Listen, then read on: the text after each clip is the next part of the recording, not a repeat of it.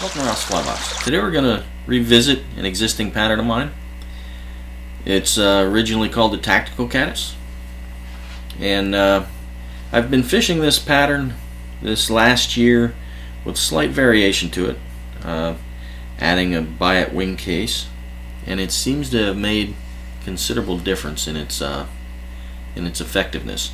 I've been fishing both versions on and off, switching back and forth.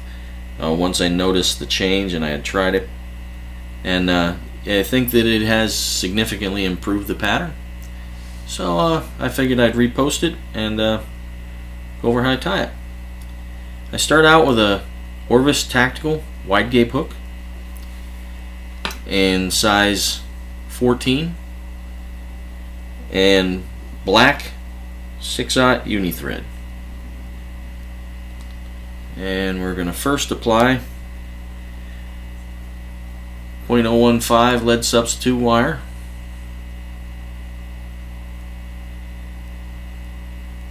I'm going to put 7 wraps behind the bead.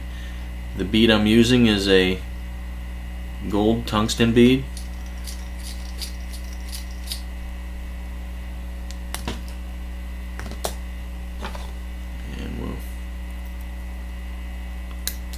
Get that wrapped on and then seat it behind the bead.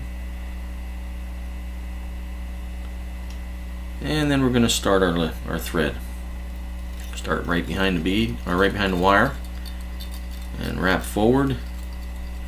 Lock that wire in place, and then begin our wraps back into the body. I won't take it all the way back because we're going to tie in another material first. Next material I'm going to tie in is a light tan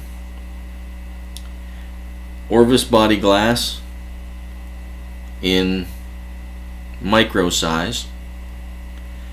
That will be our ribbing. So I'm going to bring my thread up to behind the lead.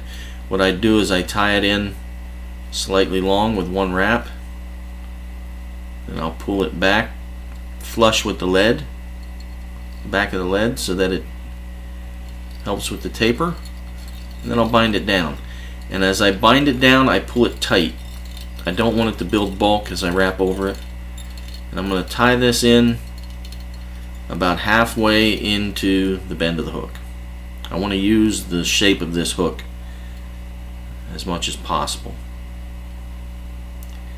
And stow that out of the way. Get that lead trimming where I want it. Alright, the next material I'm going to tie in is the body dubbing. This is number 11 Hairline Rabbit. I believe it's olive tan, and I'm just going to dub it on lightly.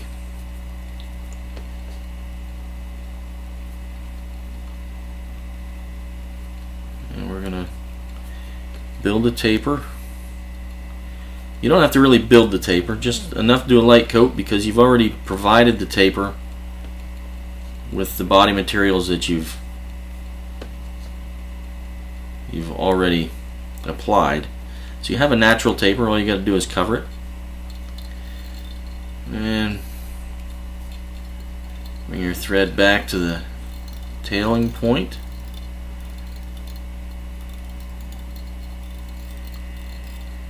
And then dub your body forward. And I take the body up into the lead, even though that's the thorax a little bit, because like I've said before on previous videos, I'd rather have it long and short. I can back over it with the thorax material versus having to reapply and throw proportions off. And we're going to get that thread out of the way and give one wrap at the base of the abdomen. Locks that ribbing material in place, and I pull this tight. I don't want this bulked up. I want to press it into the dubbing. Should be able to get 4 even wraps. on the body, and then the last wrap will go up into the thorax. Now you're pulling this fairly tight, so you got to make sure you lock it in. This material will slip on you if you just put 2 security wraps when you're pulling that much tension. And tie it in. And then bring your thread back to where you're going to start your thorax.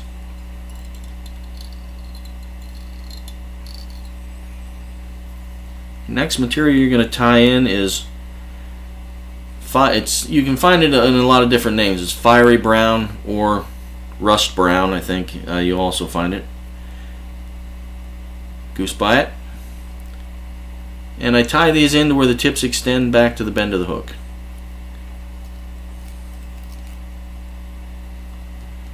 Tie the first one in. And all I do is cross them.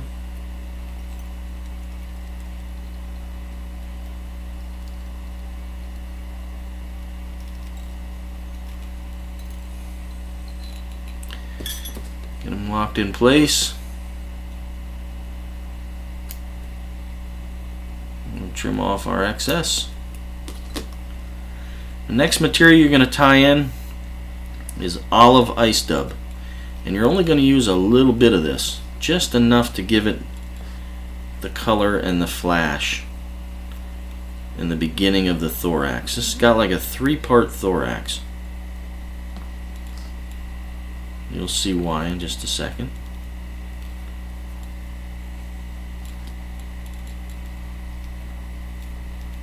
Like I said, not a lot.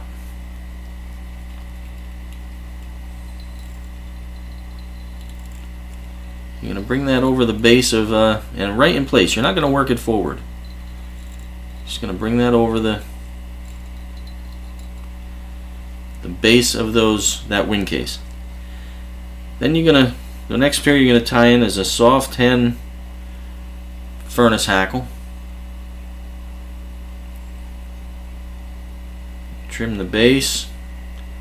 Tie that in behind the bead.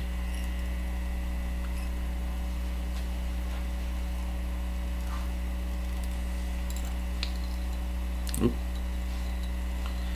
I let that spin. That's not what you're looking to do.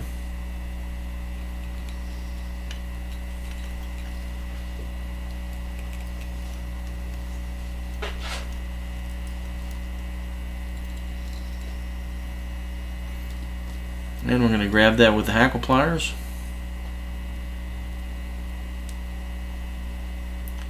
And the hackle is sized for the hook. It's size 14 hackle.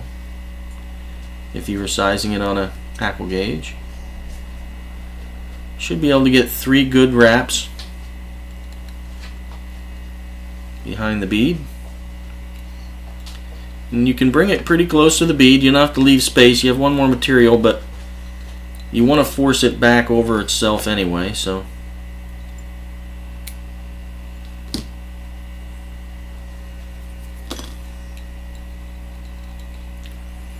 and I'll sweep it back a little bit for a couple wraps just to make sure I don't trap stuff with my next material. And the next material you're going to tie in is black ice dub, and it's going to be about the same amount as you tied in with the olive. Just about 1 inch of dubbing on your thread. Not a lot is needed. Just a fine coating of about 1 inch of your thread. And then you're going to wrap that in and force that hackle back a little bit more.